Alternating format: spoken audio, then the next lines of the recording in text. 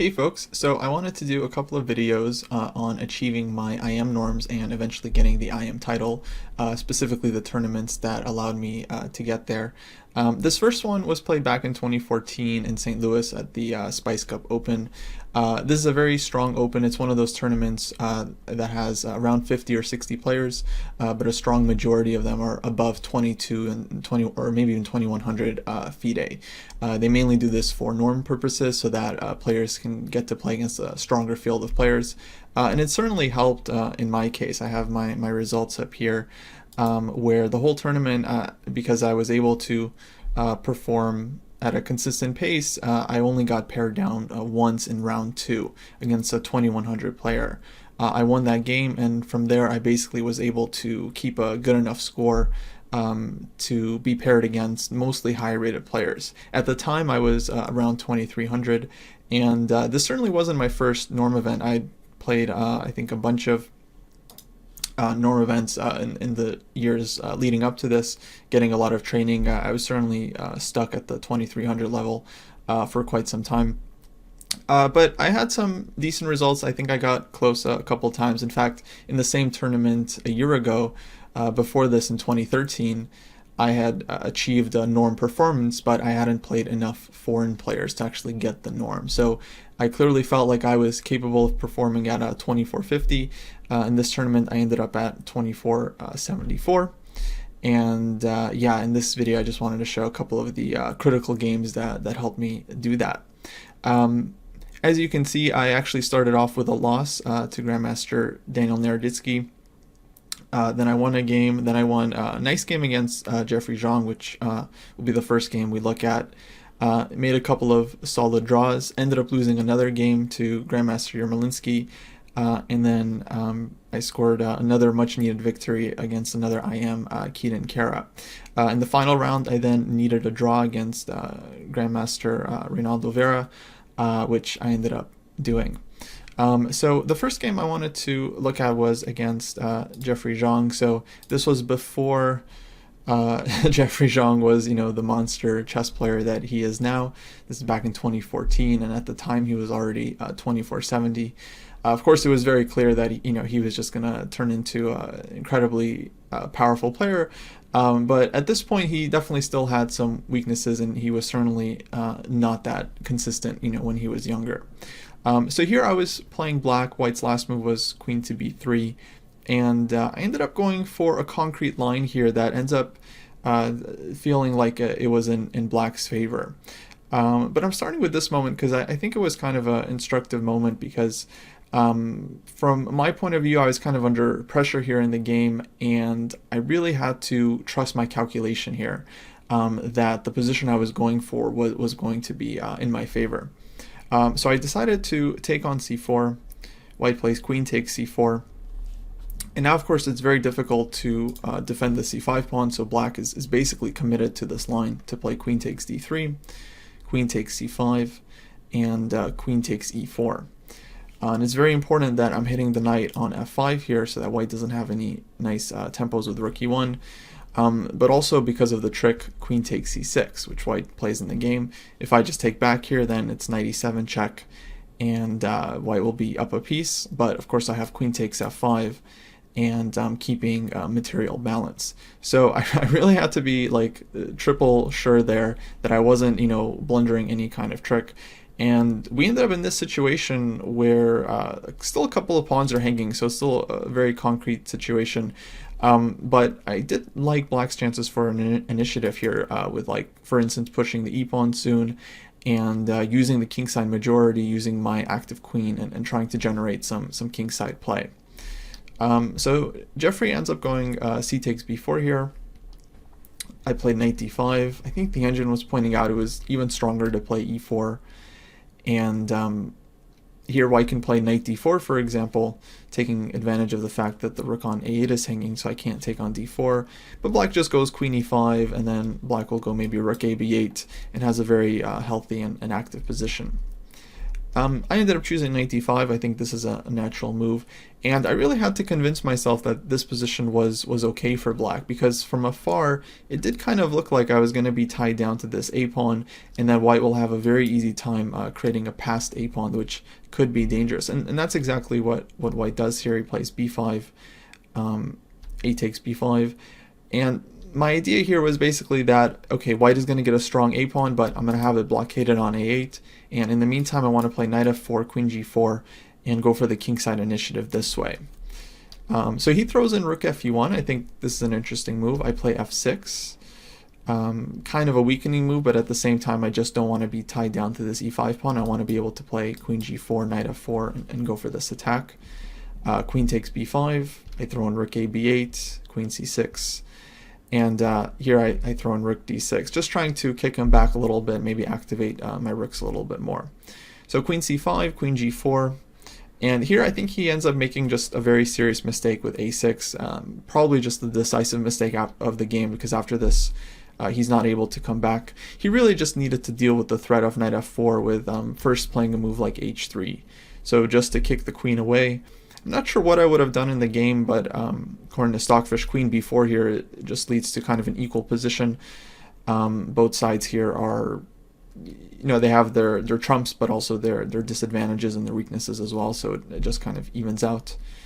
But yeah, a6 ends up being too slow here, so I play knight f4, and now the pawn on g2 is, of course, a huge weakness, a huge problem for white. He goes queen c4 check, king h8, and queen f1.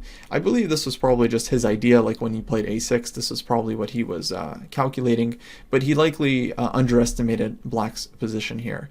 And this is one of the points I wanted to make in this video. Like, I don't feel I particularly played that well in these games, but looking back at the tournament, I feel like I did a good job of, for the most part, avoiding mistakes and playing solid. I did lose 2 games, so obviously I made mistakes in those games, and I especially did a good job of, let's say, seizing my opportunities. So in this game and in the next game, I was certainly given a chance by my opponent, and kind of lucky that I was able to just capitalize on it, and I was able to figure out what to do. So here I start with rook a8, which I think is an important move. To me, it just feels very flexible. I could play other moves here and think about, e4, for example, with the tactical idea that if takes, we have knight h3 check. But I decided to start with rook a8 because I just feel like it's more flexible. a7 is coming anyway. He pushes a7 here. Now I go e4, and things are very dangerous for white. It's possible he might have just overlooked this from before, where it turns out the knight on f3 actually just doesn't have any good squares. So he's basically forced to play h3 here. This is the only way to kind of get out. I take on h3, king h1, and now black's knight is hanging as well as white's knight, so white is not losing a piece here, but black has already grabbed a very important pawn on the king side. So I go e takes f3.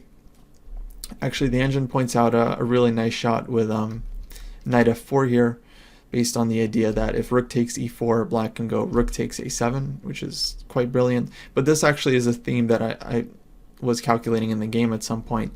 The point being, if takes rook d1, black has this nice deflection idea of getting the queen off of the g2 square, and after knight e1, black has check, king g1, knight h. This is such a computer tactic. Knight h3 check, and queen takes e4, and then black, ends up winning the knight here and just has a winning endgame. So yeah, I'm not really upset about missing that one, but I just went for the simple e takes f3.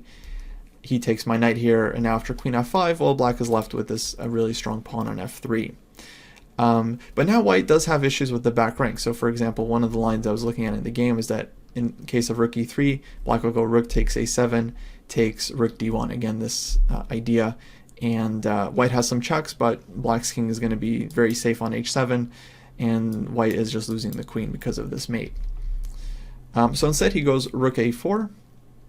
Now I played rook d2, and yeah, I basically just started feeling very, very confident at this point because I'm aware that in heavy piece endgames it's really all about king safety, and white's pawn on a7 only has a support of one rook, so it doesn't feel like a dangerous pass pawn at all. I just felt like black certainly has the initiative here.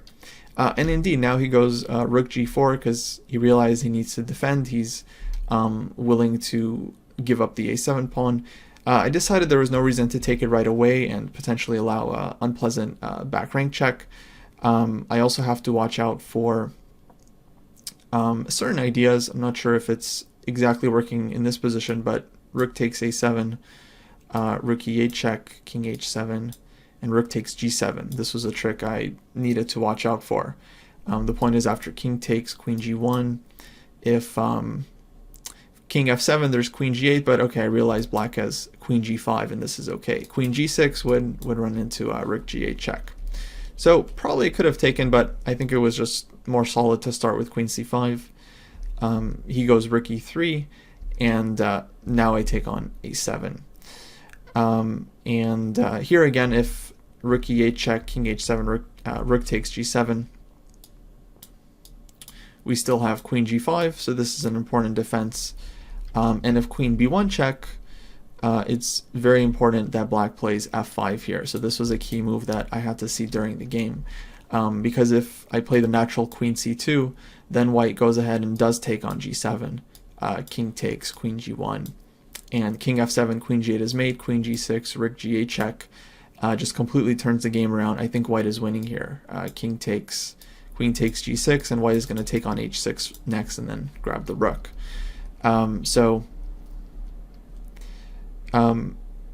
Seeing that line, I took on a7, knowing that after check and queen b1, I would find f5. And this was another example of just, again, having to trust my calculation. I mean, I'm sure we were approaching time trouble in this point because in the tournament, the time control was just 90 plus 30, so no second time control, meaning once you run low on time, you're just kind of relying on the increment. And yeah, I just had to rely that my calculation was good here. So I took on a7, he takes on f3, I play queen d5, and I just felt very much in control here, and indeed, white has really, really big problems with this pressure on this diagonal. So queen g2, rook a1 check, king h2, and rook d1 now is just basically over.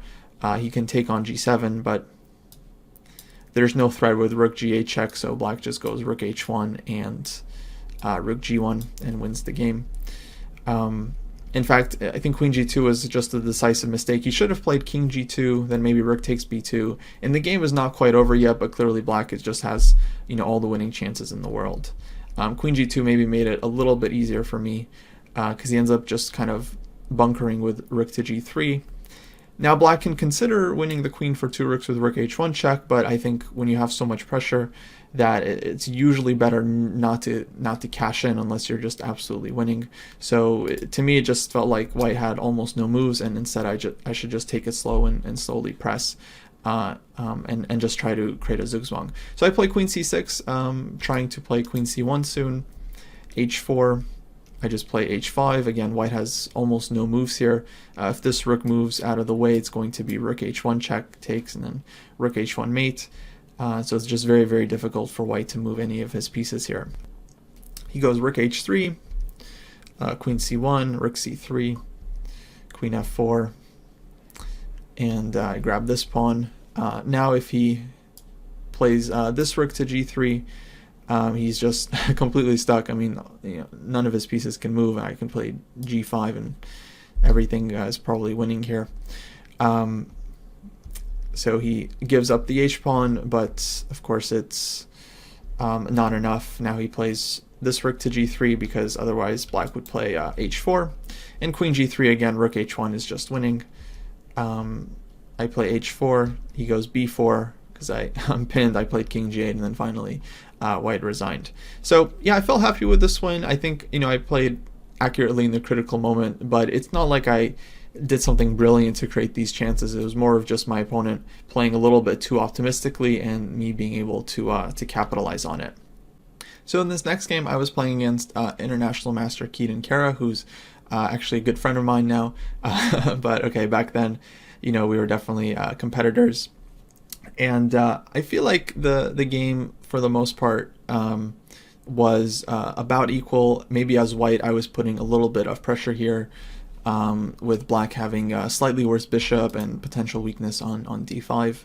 But objectively, things were still just about equal here. If black plays a move like g5, then I think black is basically going to be solving all of their problems, and the game should objectively end in a draw. During the game, I was maybe expecting something like f takes e3, takes rook f1, king f1, rook b6, where I was planning to play rook a5, and then if rook b2, I have bishop g6, where my bishop is very annoying, my rook is very active, and I felt like white has a small advantage here. Whenever black plays c3, I can always switch back with rook c5 and try to pick up this pawn. But Keaton actually ends up making a really serious mistake here with rook to b6. And basically he missed one detail here. After takes rook b1, if black, let's say, takes on e3 first and then goes rook b8, white does not push a5 immediately, then black gets b5 and is basically okay, but white can start with rook to b5. So this is just pretty much the detail he overlooked that's kind of decisive, because now a5 is coming and black is just losing the b6 pawn, and black cannot play bishop d7 because if rook takes d5, and black is losing a pawn this way. Now, losing a pawn doesn't necessarily mean the end of the game, but things did end up becoming very, very difficult. And of course, when you blunder a pawn, you're likely to tilt a little bit and not defend in the best way after that. After rook b1, if black just plays rook b8 immediately without taking on e3, then white should go ahead and just grab this pawn on f4, because there's a nice trick here that I don't think I saw during the game, but I'm not sure what exactly I would have done. Maybe I would have just taken on f4. But if I do go rook b5 here, then after bishop d7, rook takes d5, bishop takes a4, black actually can win back some material with this nice trick with rook a8 and going after the back rank next. So white will have to give back the bishop, and we're going to have some kind of equal rook endgame. So yeah, after rook b8, though, objectively white should just take on f4. In the game, he ends up playing bishop f5, trying to just trade off these bishops and go into a rook endgame. But this rook endgame ends up just being really, really pleasant. He played rook f8. I went rook c6 here. The engine set points out that a5 was better. But yeah, it was just for some technical reasons that are often hard to understand. But basically, what black missed, or the way black could have improved, was in this position. Instead of playing c3, just kind of giving this pawn but trying to save the d5 pawn, what black should have done was take on e3 and play rook a2, giving up the d5 pawn. So this is what black did not want to do, because now white gets two passers, but it's actually not that clear, because let's say after king f7, rook c5, rook c2, white's king is of course extremely passive, black's king is much better, and black's c pawn is actually potentially dangerous. Of course, as soon as white's king moves out of the way, black might think about rook e2. So this endgame, I mean, white still has a pretty serious advantage, but it would be, I think, a difficult conversion. Instead, he played c3, so he decides to just give up this pawn. But the difference here is now after fe, if he goes for rook a2, then after rook c5, I'm winning the d pawn. So we're getting the same position, but black doesn't have this annoying pass pawn on the c file, which of course makes a huge difference. So that means he has to go king f7 and defend the pawn on d5, which allows me to, well, I play rook d7 first, but basically my king is going to get out after rook a5, king f2. I don't think I converted this one in, let's say, the cleanest way. I certainly took my time here, but okay, I just really wanted to make sure that I wasn't going to blow the win. I knew it had to be very, very close to winning here. I think objectively it is winning, yeah, I just didn't want to allow my opponent any chances. So I took my time. I put the rook on e5 to keep my pawns all defended. And now I start bringing my king around to the queen side. I think a faster win here would have been to just play e4 and just trade off these pawns immediately, create a pass pawn where my king and rook are so active that black is just not going to be able to defend here. But okay, I didn't want to trade off black's weakness. I wanted to put my king on c5 and win 2 extra pawns just to guarantee the win. But yeah, kind of somewhat of an immature technique, since e4 I think was just pretty straightforward, but understandable. Um, well, black continues trying to defend. It's impossible not to let the king get in. It finally goes back rook to d7. And at this point I realized actually that maybe things aren't that simple. If I take on d5 here, he'll go rook to e7. And if I blunder with rook e5, black will actually take, king takes, and black's king is actually closer to the king side. So this would be a king and pawn endgame where I believe black is actually winning.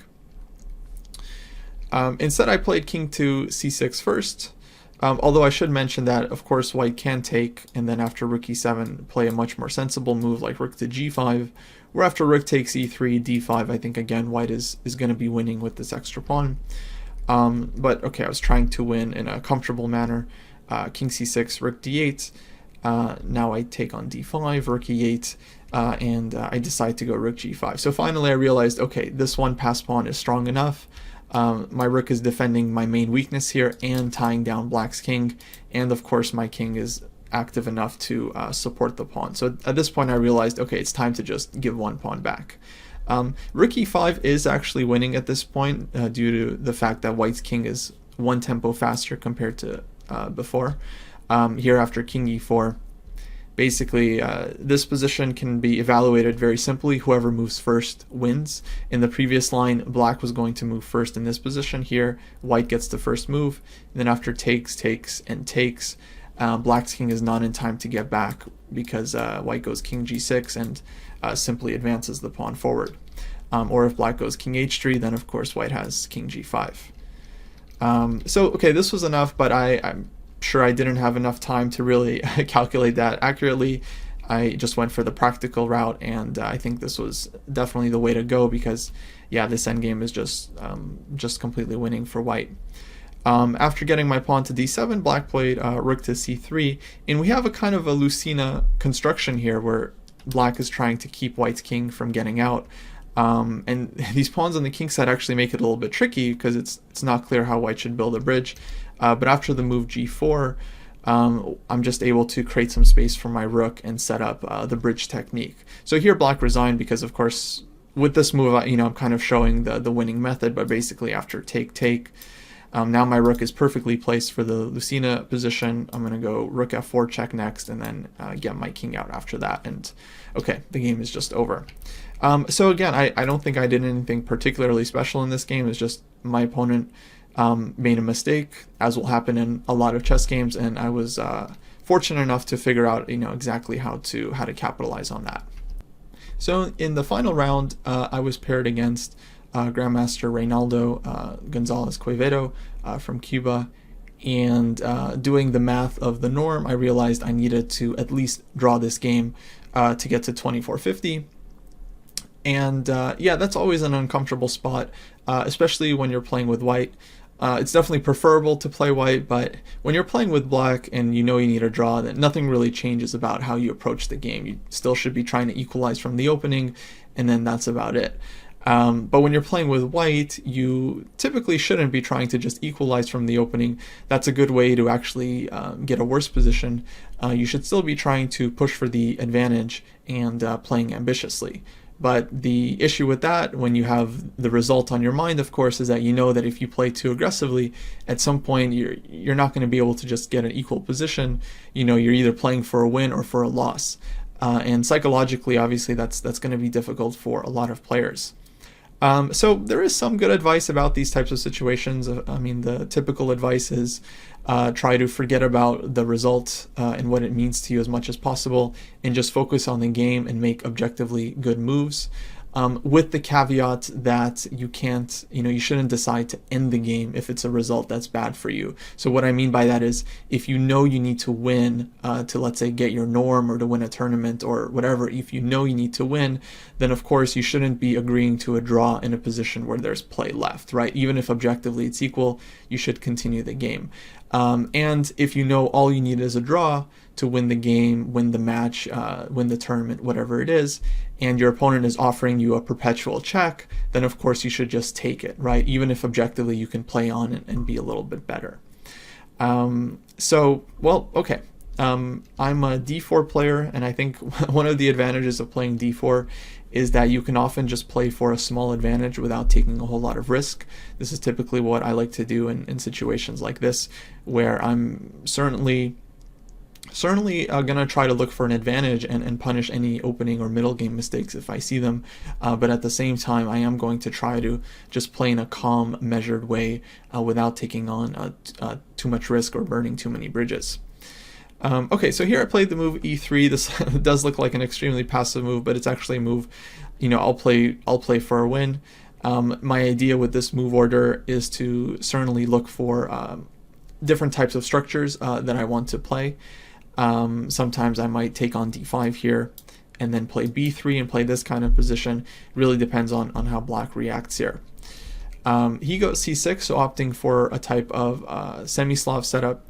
And I think I knew he was a semi-Slav player just based on the preparation, so I'm sure this factored into my decision to go for this line, where compared to the regular semi-Slav, white actually doesn't have to develop the knight to c3, so a lot of times it can be more useful to put the knight on d2. So I play bishop d3 here, and he decides to take on c4. If black does not take on c4, white's next move is probably going to be b3, and then it'll be kind of too late. So he actually takes on c4 here and goes c5, which, if you're a d4 player, actually transposes to a queen's gambit accepted. This is basically one of the main lines in the QGA, but actually black has the advantage here that black has avoided the option for white to play e4 on move 2. From, if we just take this position, if black just went for the QGA here as normal, white can play e4 here, and this line is considered very dangerous. But white, of course, can also just play a slower variation, which will eventually transpose to the position that we get in the game. So, okay, I decide to castle a6, and I take on c5 here. Bishop takes c5, and I go for the queen trade. So again, I know this looks like just the most drawish variation, but the funny thing is, actually at the time I was playing this line for an advantage. It sounds a little bit weird, but if you ask some QGA players, they'll tell you that this line can be unpleasant for black to face, because black is slightly behind in development. Like white plays knight bd2 here, and black is going to need a tempo to play king to e7. And using this small nagging edge in development, sometimes white can pose some problems, sometimes white can win the bishop pair and use that as kind of a long-term advantage. So there definitely are ways for white to play for a win here, and a lot of actually really strong grandmasters have played this line quite consistently, trying to put pressure and winning these tight endgames.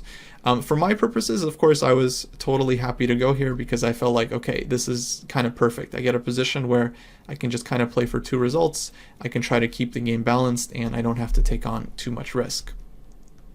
So bishop e2, this move is a typical plan in these positions to prepare knight e5 and then redirecting the bishop to f3, because on c4 is just not doing very much against this pawn chain.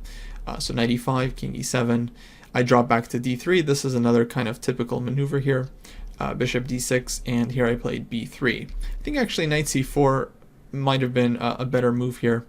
And then after bishop c7, now playing b3, threatening bishop a3 check. Not exactly sure why I didn't like this, but it probably leads to a smaller, or maybe a reasonable advantage, but slightly bigger than what I got in the game. Instead, I just play the immediate b3, rook d8, bishop b2, knight c6, rook f d1. I'm just kind of developing my pieces. I think at this point I just kind of stopped looking for an advantage because I just didn't feel like I really had much, and I just started making solid moves. So yeah, it's a tricky spot because again, it's like you don't really want to be playing for that draw. Like the result should be on your mind as little as possible.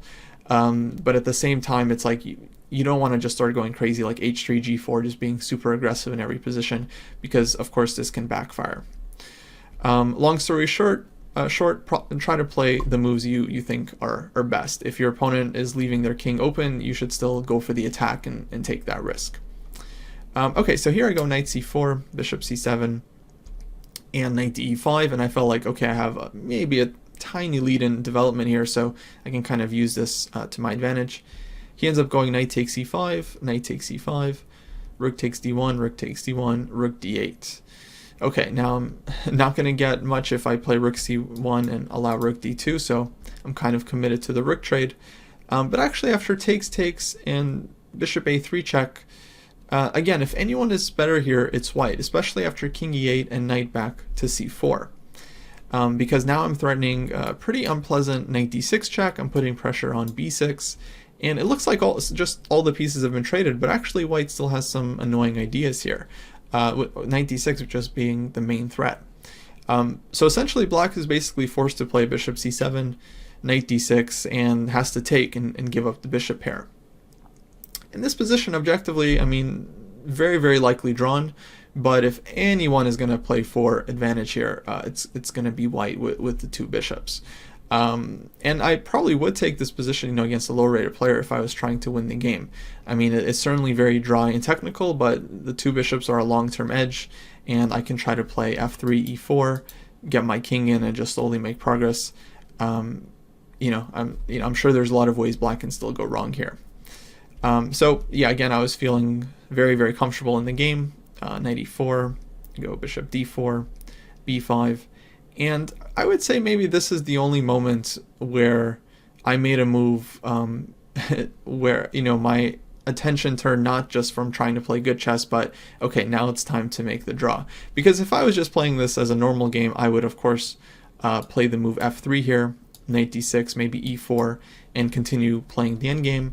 But knowing that I just need a draw to clinch the norm, I played bishop f3, and with the explicit intention to just take this knight on e4, and head into a very, very dead opposite color bishop's endgame. Now this is very bad strategy, obviously, if you're trying to play for a win, but if you're trying to force a draw, then opposite color bishop endgame with equal material is about as good as you can get. If black jumps back here with knight to d6, I can just go bishop to c5, hitting the knight, and now black will be forced to take on f3, I'll take on d6, and we get the same endgame. So he goes king d7, I just immediately lop on d4, and I only did this because, again, I'm trying to force a draw at this point, and we ended up drawing after bishop c5, bishop c2. I think he offered a draw, and that was that, because all the pawns are going to come off. I'll play a5, and it'll actually just be a huge fortress.